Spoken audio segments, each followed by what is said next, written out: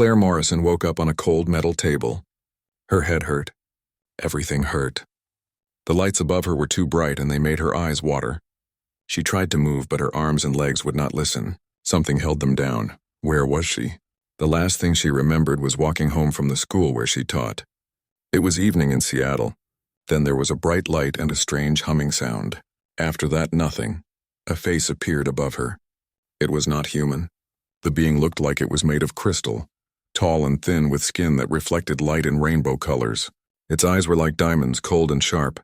When it spoke, the words came from a small device on its chest, translated into English. Subject 847 is awake. Begin the first procedure. Claire wanted to scream, but her voice would not work. Other beings moved around her, these ones also made of crystal. They attached machines to her head and arms. She felt something sharp enter her skin. Then the pain started. It felt like fire in her blood, like her bones were breaking and rebuilding, like her brain was being taken apart and put back together wrong. She wanted to die. She wanted it to stop. But it did not stop. Hours passed. Maybe days. Time meant nothing in the white room with the bright lights. Sometimes Claire was awake and the crystal beings did things to her body. Sometimes she slept and had dreams that were not dreams but memories that were not hers. She learned things without being taught. The crystal beings were called Korthons. They came from a planet far away. They ruled over many worlds, including Earth. Humans were slaves to them and had been for 300 years. Claire had not known this. Nobody on Earth knew the full truth. The Korthons controlled everything. They let humans think they were free, but they were not. The real leaders of Earth answered to the Korthons. They took people sometimes for experiments. People like Claire who would not be missed much.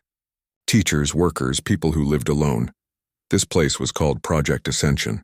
The Korthons wanted to make better humans. Stronger, smarter, more useful. But something always went wrong. Most test subjects died. Their bodies could not handle the changes. Others went crazy and had to be killed. Claire was different. She survived the first procedure. Then the second. Then the third. Each time the pain was terrible, but each time her body accepted the changes. Her muscles grew stronger. Her mind grew sharper. She could hear the machines humming in the walls. She could smell the fear of other test subjects in nearby rooms. Dr. Vincent Hayes was the lead scientist. He was Korthon, but he had studied humans for many years. He watched Claire with great interest. He ran more tests. He pushed the procedures further than before. Remarkable, he said one day, looking at the screens that showed Claire's brain activity. She is adapting faster than any previous subject. Her neural pathways are reorganizing themselves. She should not be possible. One day they moved Claire to a different room. This one had other humans in it. They wore gray clothes and sat on benches. Some rocked back and forth. Some stared at nothing. Some had metal parts showing through their skin. Claire sat down slowly. Everything still hurt, but she could move now. A woman next to her looked over.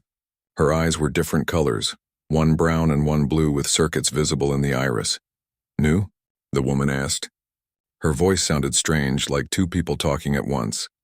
Claire nodded. How long have you been here? Don't know. Time is different now. I'm Lisa. I used to fix cars. Now I fix things I don't understand.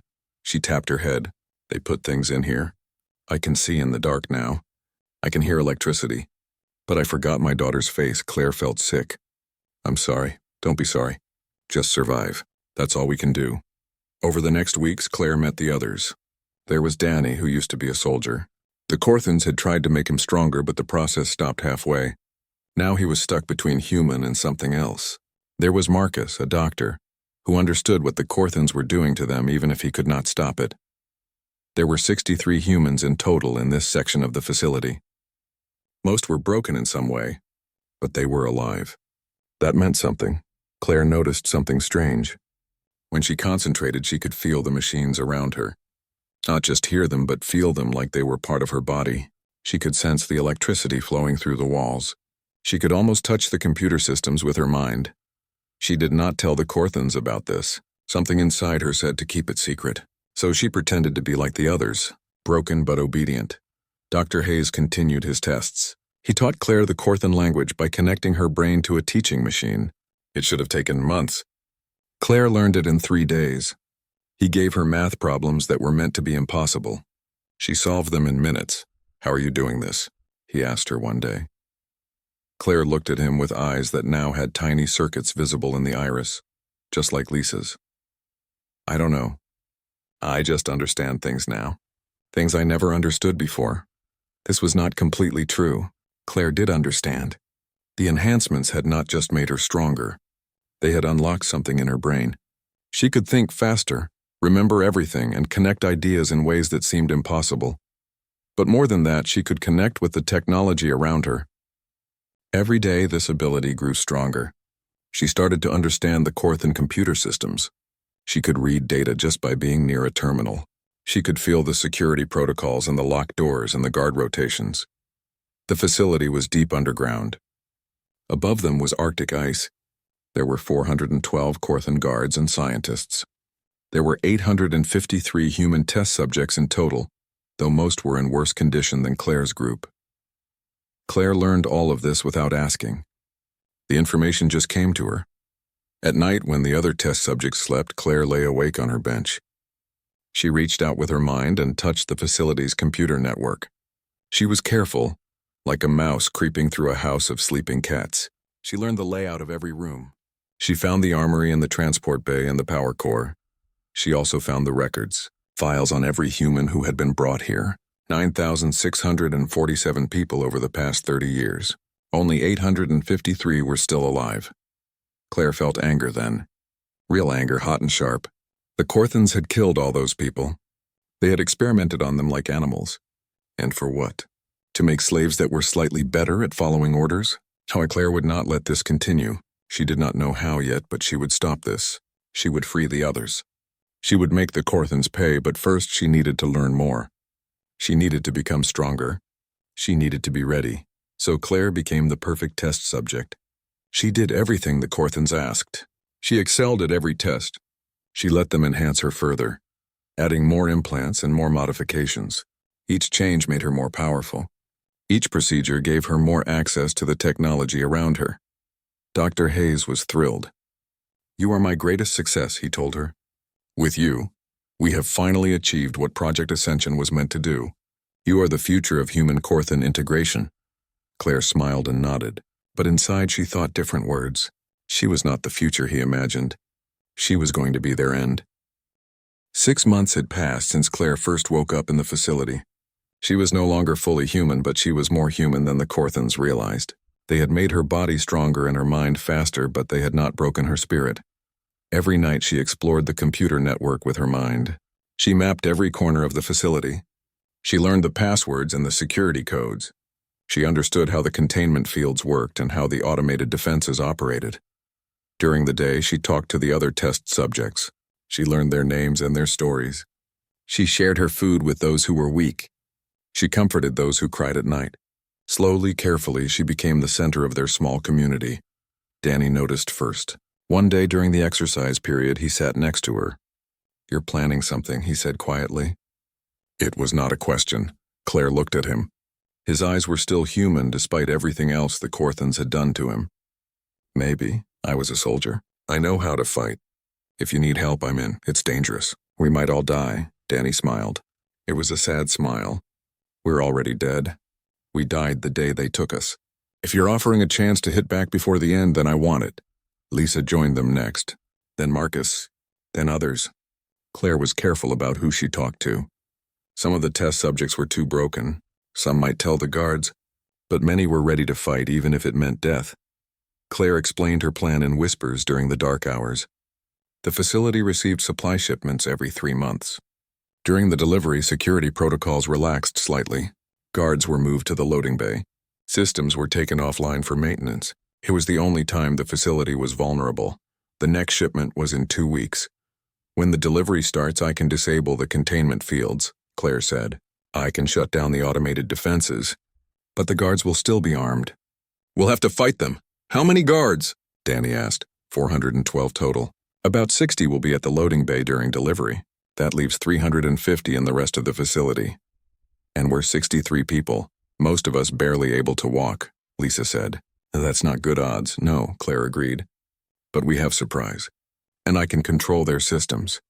The doors, the lights, the communications. I can make the facility work for us instead of them." Marcus spoke up. What about the other test subjects? The ones not in our group?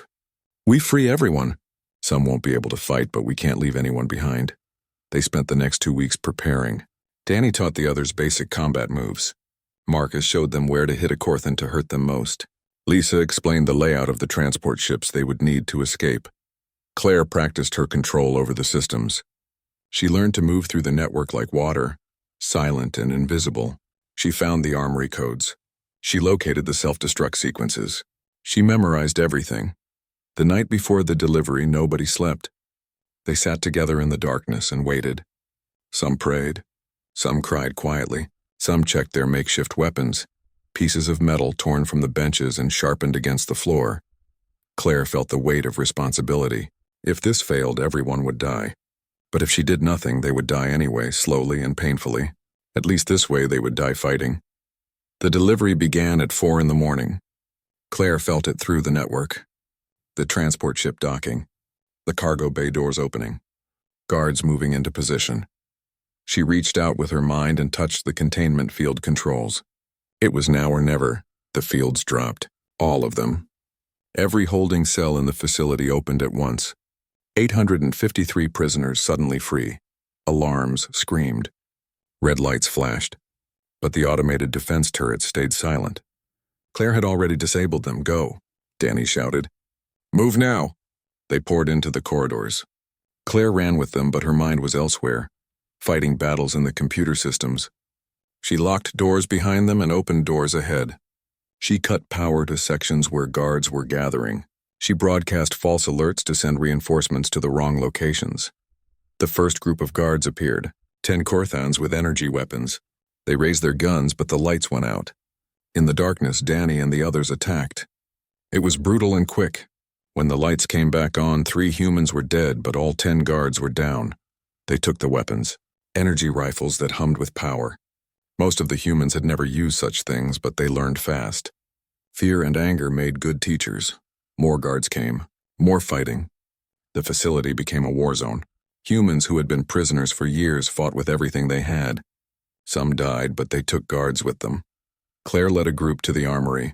She opened the vault with a thought. Inside were more weapons than they could carry. Rifles, grenades, armor. They grabbed everything. Lisa took another group to the transport bay. They found the Corthan supply ship still docked. The pilot tried to take off, but Lisa shot him. She had fixed cars. Flying a spaceship was not that different, she said. Nobody believed her, but nobody had a better option. Marcus organized the wounded and the weak. He got them to the transport bay, protecting them as they moved. His medical knowledge kept many alive who would have bled out. Dr. Hayes found Claire in the main laboratory. He was alone, his guards dead around him. He stared at her with his diamond eyes. How? He asked. The conditioning should have made you obedient. The neural controls should have prevented this. Claire pointed her rifle at him. You made a mistake, Doctor. You gave me power, but you assumed power would make me serve you. You forgot that I'm human. We don't break as easily as you thought. I should kill you, Hayes said. Shut down your implants remotely. I designed them. I can destroy them. Try it, Claire said calmly. Hayes reached for a control panel. Nothing happened. He tried again. Still nothing. Fear showed in his crystalline face. I control the systems now, Claire said. All of them. Your implants in my head don't belong to you anymore. They belong to me. You enhanced me. You educated me. You gave me every tool I needed to defeat you. Thank you for that. She could have killed him. Part of her wanted to, but she lowered the rifle. I'm letting you live. I want you to deliver a message to your empire. Tell them humanity is done being your test subjects. Tell them we're coming. Hayes said nothing. He just stared as Claire walked away. The battle for the facility lasted 4 hours. By the end, 218 humans were dead, but the rest were free. They gathered at the transport bay with stolen weapons and stolen ships. Claire stood before them. 635 people looking at her with hope and fear and exhaustion. This is just the beginning, she said. The Corthans will come after us. They won't let this stand. But we're not running anymore. We're going to fight, and we're going to win, someone cheered. Then another. Then everyone. The sound echoed through the transport bay, the sound of people who remembered what it meant to be free. They boarded the ships. Lisa fired up the engines. Claire set the facility's self-destruct sequence for 10 minutes. Enough time to escape, but not enough for the Corthans to stop it. As they rose through the Arctic ice into the night sky, Claire looked back. The facility exploded in a ball of fire. 300 years of experiments and torture and death gone in an instant, but it was not enough. Not nearly enough. The Corthans had facilities like this all over Earth. They had bases on other worlds. They had an empire. Claire would have to take it all down, every last piece of it. Claire sat in the stolen transport ship and stared at the communications console. Her fingers moved over the controls. She was about to do something that would change everything. "Are you sure about this?" Danny asked. He stood behind her, still wearing Corthan armor they had taken from the guards. Blood stained the metal, but he was alive. "No," Claire said honestly, "but hiding won't save us. The Corthans will hunt us down. We need allies. We need an army. The only way to get that is to tell Earth the truth." She pressed the button. Her message began broadcasting on every frequency: radio, television, internet, satellite. Every device on Earth would receive it. "My name is Claire Morrison. I am a human. For 6 months I was a prisoner of the Corthan Empire. They experimented on me and hundreds of others. Most of us died. Those who survived were supposed to become their perfect slaves." She held up her hand, showing the metal implants under her skin. "They made me stronger. They made me smarter. They thought they were making me obedient. They were wrong. Today we escaped. We destroyed their facility. We took their weapons and their ships. And now I'm telling you the truth that your governments have hidden for 300 years. The Corthans rule Earth. Your leaders answer to them. Every war, every disaster, every shortage has been because the Corthans wanted it that way. But they can be beaten. I'm proof of that. We're proof of that. Join us, fight back. Take your world back." The message ended. Silence filled the ship. Then the communications console exploded with responses. Messages from all over the planet. Some called her a liar. Some called her a hero. Some asked how they could help, and some were threats. The Corthan occupation government responded within an hour. 3 cities were destroyed: New York, Mumbai, and Lagos. Millions dead in seconds. Energy weapons from orbital stations turned those places into glass craters. The message from the Corthans was clear. This is what rebellion costs. Claire watched the news reports. She saw the fires and the bodies and the destruction. She felt sick. Those deaths were because of her. Because of what she had done. "It's not your fault," Marcus said quietly. He had been tending the wounded but came to stand beside her. "The Corthans did this. Not you. I gave them a reason. No, you gave Earth hope. The Corthans gave Earth terror." "There's a difference," Lisa called from the pilot's seat. "Claire, you need to see this." On the screen were live feeds from around the world. People were rioting. Not small protests, but massive uprisings. In Beijing, workers stormed a Corthan manufacturing plant. In Paris, resistance cells attacked a government building. In Mexico City, someone blew up a communications tower that the Corthans used for surveillance. The Corthans had meant to scare humanity into submission by destroying those cities. Instead, they had proven Claire right. They had shown everyone that they were willing to kill millions to maintain control. And people were done being controlled. "It's happening," Danny said, almost in wonder. "A real revolution." "We need to coordinate this," Claire said. "Random attacks won't be enough. We need strategy. We need targets that matter." She reached out with her enhanced mind and touched the global network. Information flooded in. Troop movements, supply lines, weak points in the occupation. The Corthans had never hidden their operations well because they never thought humans would dare to look. Claire began organizing. She sent messages to resistance cells, encrypted and untraceable. She told them where to strike and when. She shared intelligence about guard rotations and weapon caches. She became the invisible hand guiding the revolution. Their stolen ships landed in the Amazon rainforest. The dense jungle interfered with Corthan sensors. It was the perfect place to hide. Within days, humans from all over South America found them. Some were former soldiers. Some were engineers. Some were just ordinary people who wanted to fight. They built a base in the ruins of an old research station. Claire worked 20 hours a day. She coordinated attacks across 6 continents. She hacked into Corthan computer systems and stole their data. She designed weapons that combined human creativity with alien technology. Lisa modified the stolen ships. She added human weapons and improved the engines. She built drones that could strike from the air and disappear before the Corthans could respond. Danny trained the volunteers. He taught them how to fight against an enemy with better technology. Speed and surprise, he said. Hit them where they're weak and run before they can bring their strength to bear. Marcus set up a hospital. The wounded came in every day. Burns from energy weapons, broken bones, infections. He saved as many as he could. Months passed. The resistance grew stronger. They won battles. Small ones at first, then larger. They destroyed Corthan outposts. They freed prisoners. They captured weapons and technology. But the Corthans were not weak. They sent more troops. They burned forests where the resistance hid. They executed collaborators. The death toll climbed on both sides. One day, a Corthan officer named Kyle Morris was sent to hunt Claire. He was young for a Corthan, only 200 years old. He studied her tactics. He learned to predict her moves. He came close to catching her several times, but the more Morris studied Claire, the more he questioned his orders. She did not fight like a terrorist. She targeted military installations, not civilians. When she won battles, she treated prisoners well. She fought with honor. His superiors had told him humans were savage and cruel, but Claire showed mercy even to her enemies. She was not the monster they had described. The turning point came at New Beijing. The Corthans decided to crush the Resistance's largest stronghold. They sent 5,000 troops with heavy weapons. They planned to kill everyone and broadcast it as a warning. Claire knew they were coming. She had been preparing for weeks. The city was a trap. When the Corthan forces entered New Beijing, the resistance hit them from every direction. Humans using stolen plasma rifles, drones dropping explosives, vehicles modified to carry shield generators that should not have existed. The battle lasted 3 days. The city burned. Thousands died, but when it was over, the Corthan force was retreating.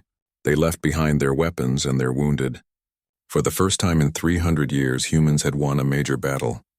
Claire stood in the ruins of the city. Her armor was scorched. She was exhausted, but she was alive. They had won. She activated a broadcast. This one was aimed not just at Earth, but at the Corthan outposts in the solar system. She wanted them to see her face. She wanted them to hear her words. I am Claire Morrison. You know my name now. You fear it. Good, you should. Today we proved that your empire can be beaten. We defeated your army in open combat. We took your weapons and turned them against you. This is my offer. Leave Earth. Withdraw your forces peacefully. Grant humanity its freedom. Do this and we will let you go. Refuse and we will take the fight to you. We will not stop until your empire falls. You have 1 month to decide. The broadcast ended. Danny came up beside her. You think they'll accept? No, Claire said. But I had to try. Now they know we're serious. Now they know we can win. 3 weeks later, the Corthan Emperor responded. He rejected Claire's offer. Instead, he dispatched the Imperial Third Fleet to Earth. 100 warships with orders to destroy every major city and kill anyone who resisted. The fleet would arrive in 6 weeks. Claire looked at the intelligence reports. 100 warships. She had 3 stolen transports and a few thousand fighters with small arms. It was impossible unless she changed the rules of the game. The Corthan orbital shipyard hung in space above Earth like a metal moon. It was massive, capable of building warships and maintaining the occupation fleet. Security was tight. Automated weapons, shield generators, and 200 elite guards protected it. It was the perfect target. If Claire could take the shipyard, she would have real warships. She would have a chance against the incoming fleet. It was also a suicide mission. She gathered her core team in the command center. Danny, Lisa, Marcus, and 297 volunteers. Everyone knew what this mission meant. Most of them would not come back. We have one chance, Claire said, pointing at the holographic display of the shipyard. Their sensors are focused outward, watching for threats from space. They won't expect an attack from Earth. We come in fast and low. 3 ships. Hit them before they can react. Then what? Someone asked. Even if we breach the hull, they have 200 guards inside. We fight them, Danny said simply. Room by room, corridor by corridor. We take the shipyard or we die trying. Once we're inside, I can access their systems, Claire added. I can disable some of their defenses, but the guards will be a problem. They have better armor and better weapons. Then we'll have to be better soldiers, Danny said. They launched at midnight, 3 transport ships climbing through Earth's atmosphere into the darkness of space. Claire sat in the lead ship, her mind already reaching ahead toward the shipyard's computer network. The Corthan sensors detected them too late. The ships were moving too fast and came from an unexpected angle. By the time the automated defenses activated, the transports were already at the docking bays. The first ship crashed through the bay doors. Metal shrieked. Alarms wailed. Humans in stolen armor poured out, firing at the shocked guards. Claire led the charge. Her enhanced body moved faster than human eyes could follow. She could process the battle in slow motion, seeing where enemies would be before they got there.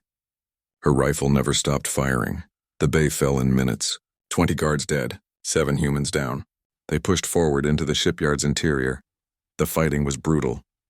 The corridors were narrow and the Corthan guards knew the layout. They set up defensive positions and made the humans pay for every meter of ground. Danny fought like a demon. His partial enhancements gave him strength beyond normal humans.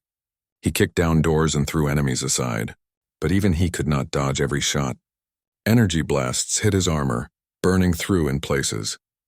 Lisa led a team to the reactor core. They needed to shut it down to disable the shipyard's main weapons. The route was heavily defended. Lisa lost half her team getting there, but she made it. She set charges on the reactor controls. "Claire, I'm about to blow the reactor," she said over the radio. "Everyone needs to be clear of this section." "Wait," Claire said. "Let me reroute power first. If we just blow it, we'll lose the whole station." "I don't have time. They're coming. Too many of them." "Lisa, wait. Tell Danny he was right. This was worth it. Tell Marcus to take care of the others." Lisa's voice was calm.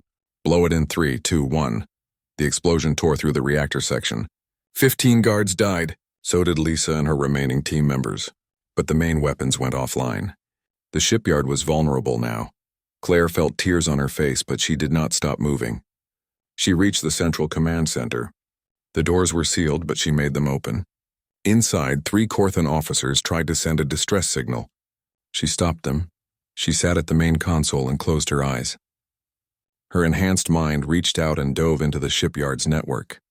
It was vast and complex. The artificial intelligence that ran the station fought her.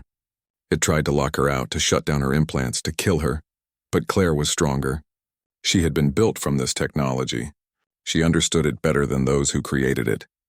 She pushed deeper into the system, taking control piece by piece. Her body went limp. Danny found her and thought she was dead. Marcus checked her pulse and said she was alive, but barely. Her brain activity was off the charts. Whatever she was doing, it was killing her. "Come on, Claire," Danny whispered. "Don't leave us now. We need you." Inside the network, Claire fought the final battle. The artificial intelligence was powerful, but it followed rules. Claire did not. She broke protocols and rewrote code and forced the system to accept her. It hurt. It felt like her mind was being torn apart, but she won. Claire's eyes opened. She gasped for air. Her nose was bleeding. Her hands shook. But when she looked at the screens, they showed what she wanted them to show. The shipyard was hers. "The station is secure," she said. Her voice was rough. "I control it now. All of it." The remaining Corthan guards surrendered. They had no choice. Their weapons would not fire. The doors obeyed Claire, not them. They were prisoners in their own station. The cost had been terrible. 140 humans dead. Lisa and Danny both gone. Marcus worked in the medical bay trying to save the wounded, but many would not survive their injuries. Claire walked through the shipyard. It was massive. There were 3 battle cruisers in various stages of construction. There were weapons, fighters, and supplies. There was a complete database of Corthan military information. She downloaded everything into her enhanced mind. Fleet positions, encryption codes, strategic plans. She learned that the Corthan Empire ruled 17 species. Earth was just one of many slave worlds, but unlike the others, humans had fought back. And now the entire empire was watching. The survivors worked around the clock. They completed the 3 battle cruisers using Corthan technology, modified with human innovations. Claire helped design systems that should not have been possible. Shield generators that were stronger, engines that were faster, weapons that hit harder. Marcus came to her one night while she was working. "You should rest. You've been awake for 3 days. I'll rest when this is over. Danny died for this. Lisa died for this. Don't waste their sacrifice by working yourself to death." Claire stopped working. She looked at Marcus. "I can't stop thinking about it. If I had been faster, if I had planned better, they might still be alive. You're not a god, Claire. You're human. You did everything you could. Danny and Lisa knew the risks. They chose to fight anyway. I have to make it count. I have to make sure their deaths meant something. Then do that. But do it smart, rest, eat, take care of yourself. You can't lead us if you fall apart. Claire nodded. Marcus was right. She forced herself to sleep for a few hours. When she woke, she felt better. Not good, but better. 5 weeks had passed. The Imperial Third Fleet would arrive soon. But Claire was not planning to defend Earth. She was planning something that nobody expected. She gathered the survivors, 157 people, all that remained of the 300 who had attacked the shipyard. The Third Fleet is coming to destroy Earth, she said. They think we'll be here waiting. They're wrong. We're leaving. We're taking these ships and we're going to the Corthan homeworld. Silence. Everyone stared at her. That's insane, someone said. Korth Prime is the most defended world in the Empire. Yes, Claire agreed. That's why they won't expect us. They'll send their fleet to Earth. We'll hit them where it hurts most. We'll go straight for their Emperor. We end this war by cutting off the head. And if we fail, Marcus asked quietly, then we die fighting. But we'll die free. And maybe, just maybe, we'll inspire others to keep fighting after we're gone. The vote was unanimous. They would go. The 3 battlecruisers left the shipyard. They engaged their faster-than-light drives and disappeared into the depths of space. Behind them, the Third Fleet arrived at Earth and found the orbital shipyard abandoned. Claire sat in the captain's chair of the lead ship. The journey to Korth Prime would take 4 months. 4 months to prepare, 4 months to train, 4 months to become the army that would bring down an empire. She thought about Danny and Lisa. She thought about all the humans who had died in the facilities and the battles. She thought about the millions killed when the Korthans destroyed those cities. This was for them. All of them. 4 months in space changed them. The 157 survivors became something more than human refugees. They became soldiers. They became a crew. They became a family every day they trained. Claire taught them how to use Korthan technology. They learned to pilot fighters and operate weapon systems. They studied battle tactics and practiced combat in the ship's training rooms. But Claire also taught them something else. They were not conquerors. They were liberators. When they reached Korth Prime, they would be fighting not just for Earth but for all the species the Korthans had enslaved. Marcus worked in the medical bay, keeping everyone healthy. He also served as Claire's advisor. When she worked too hard, he made her rest. When she doubted herself, he reminded her why they were doing this. The ships themselves became works of art. Claire modified them constantly, adding features that should not have been possible. Human creativity combined with Korthan technology created something new, something dangerous.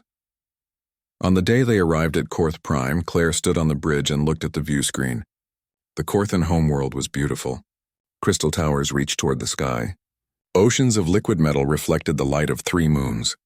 Cities that glowed with energy covered entire continents. It was also the most heavily defended planet in the Empire. 200 warships orbited above. Defense stations bristled with weapons. Shield generators protected the surface. 3 human ships against 200 Korthan warships. The odds were impossible. All crew to battle stations, Claire ordered. This is it. Everything we've fought for comes down to the next few hours. But before she ordered the attack, she did something unexpected. She opened a communication channel. Not just to the Korthan fleet, but to every ship and every station in the system. She broadcast on frequencies that would reach not just Korthans, but all the enslaved species across the Empire. My name is Claire Morrison. I am human. 6 months ago, the Korthan Empire took me prisoner. They experimented on me. They tried to break me. They failed. She showed the data she had stolen. Records of the experiments. Files on all 17 enslaved species. Evidence of 300 years of oppression and cruelty. The Korthans have ruled through fear and lies. They told you that resistance was impossible. They told you that slavery was for your own good. They told you that you were inferior. All lies. Humanity rose up. We fought back. We won battles. We captured their technology. And now we're here, at the heart of their empire, to prove that they can be defeated. I'm offering the Korthan Empire one last chance. Surrender peacefully. Free all the enslaved species. Face justice for your crimes. Do this and we will show mercy. Refuse and we will tear down your empire piece by piece. You have 1 hour to decide. The response came from the Korthan Emperor himself. Velthon the Eternal had ruled for 800 years. His voice was cold and filled with contempt. You are insects. You are nothing. You think 3 ships can threaten us? You will be destroyed and forgotten. First Fleet, eliminate them. 200 Korthan warships moved to attack. Claire smiled. It was not a happy smile. He made his choice. All ships attack pattern Delta. Show them what humans can do. The 3 battle cruisers dove toward the Korthan fleet. They moved in ways that should not have been possible. Human intuition guiding alien technology. Claire's modifications made the ships faster and more maneuverable than anything the Korthans had seen. The Korthans fired. Energy weapons lit up space, but the human ships dodged and weaved. Their shields held. They returned fire with weapons that hit harder than expected. The first Korthan warship exploded, then another. The humans were outnumbered, but they were not outmatched. Every tactic they used was unpredictable. Every move caught the Korthans off guard. Claire fought from the bridge, but her mind was everywhere. She hacked into Korthan systems. She disrupted their communications. She fed false sensor data to their ships. She made them fight blind while she saw everything. The battle raged for hours. Ships on both sides exploded. Space filled with debris and bodies. The humans lost fighters and took damage, but they held on. Then something changed. New ships appeared on the scanners. But these were not Korthan. They were from the enslaved species. The Vrex, the Soltari, the Mendax, species that had been silent for centuries. They had seen Claire's broadcast. They had watched humans, the youngest and weakest of the enslaved species, fight back. And they remembered their own pride. They remembered what it meant to be free. The Vrex ships opened fire on the Korthan fleet. The Soltari joined them. The Mendax followed. Across the system, enslaved species rose up together. The tide turned. The Korthan First Fleet began to break. Ships tried to retreat, but there was nowhere to run. The empire that had stood for 1,000 years was collapsing. Emperor Velthon activated the planetary defense shield. He broadcast a final threat.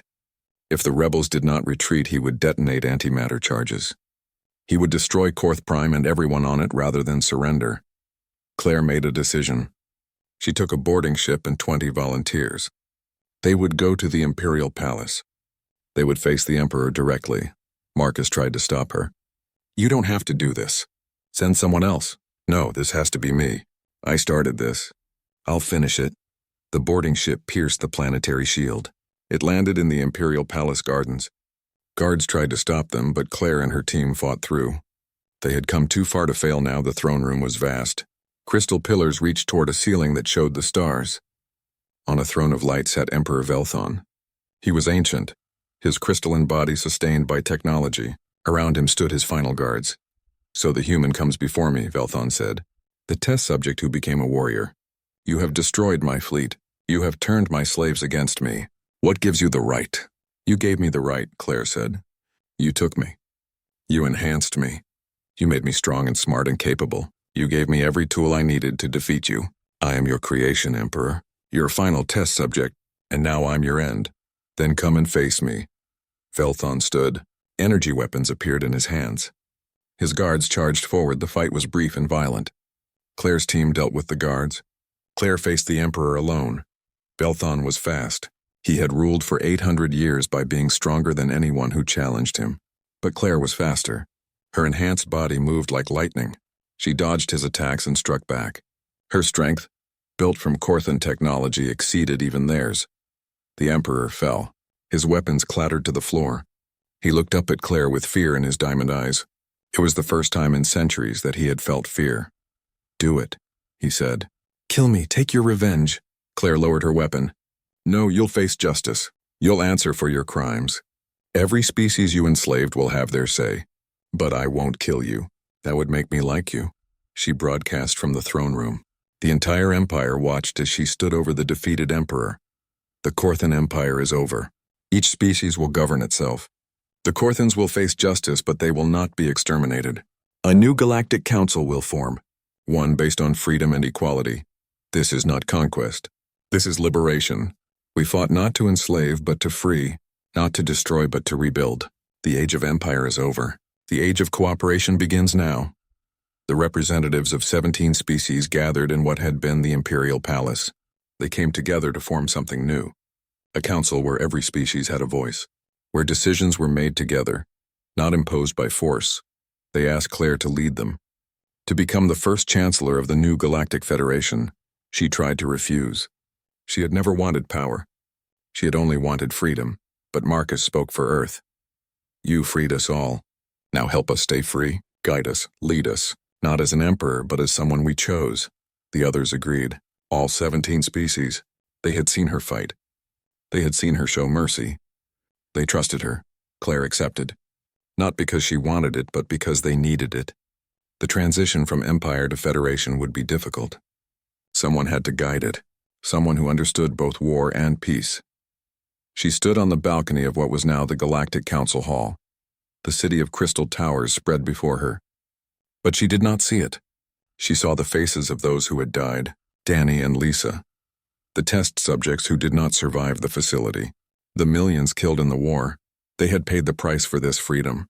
Now it was her job to make sure their sacrifice meant something. To build a galaxy where no species would ever be enslaved again. Where cooperation replaced domination. Where freedom was not just for some, but for all. The final test subject had become the final emperor. But she would be the last. After her, there would be no more emperors. Only free people choosing their own path among the stars. The first year was the hardest. Building a new government from the ashes of an empire was not easy. Every species had different needs, different cultures, different ideas about how things should work. Claire worked 18 hours a day. She mediated disputes between species who had never spoken as equals before. She helped write laws that would protect everyone's rights. She organized the trials of Korthan war criminals, making sure justice was done but not revenge. Emperorvvvv stood trial before representatives of all the enslaved species. He was found guilty of crimes against 17 civilizations. But Claire argued against execution. Death would make him a martyr. Instead, he would live to see the empire he built crumble. He would watch as everything he stood for was replaced by something better. Many wanted harsher punishment. But Claire held firm. The new Federation would not be built on blood.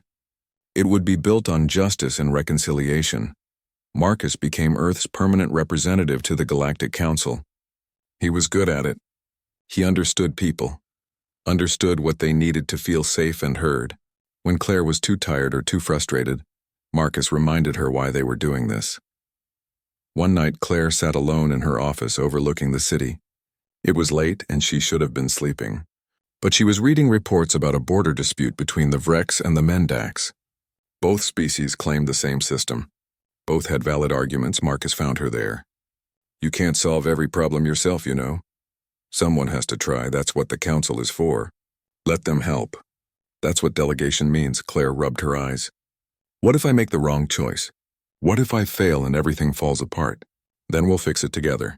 Claire, you defeated an empire. You united 17 species. You've already done the impossible. Now you just have to do the hard work of keeping it together, and you don't have to do it alone. She smiled. Marcus was right. She had spent so long fighting that she forgot how to trust others to help carry the burden. The next day, she delegated the border dispute to a committee of Vrex and Mendax representatives. She gave them the authority to find their own solution. It worked.